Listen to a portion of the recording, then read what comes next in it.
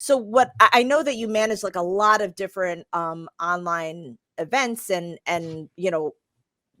what would you say online events kind of encompasses, just to kind of touch on that?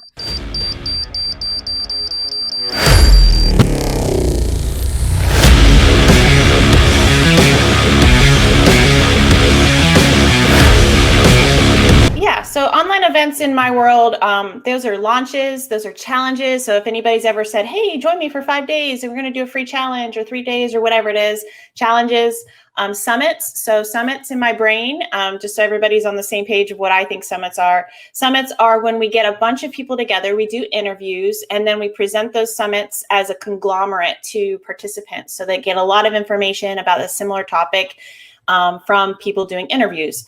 And then giveaways is another thing. So that's where people will gather a bunch of different experts. They have free gifts, and then they put those together, and the free gifts is what is out there to the participants. But I think the biggest thing with challenges, summits, and giveaways that are sort of all the same is these are lead generation opportunities. So these are ways to get in front of new opportunities, new participants, and get your name out there, create yourself as an expert. So I feel like they're really impactful.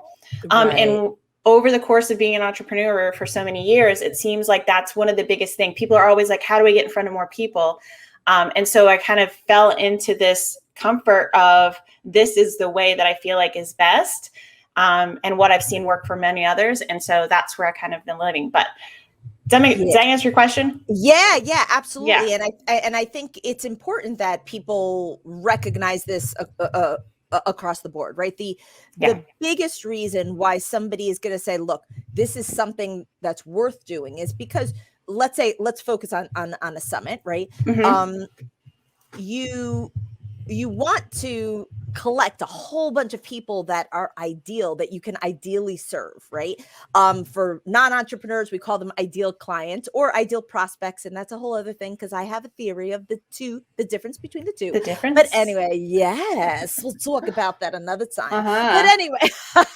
But anyway, so this ideal person, let's say, that you would love to serve, and perhaps you've been around for a couple years, but you're having difficulty kind of gathering these people.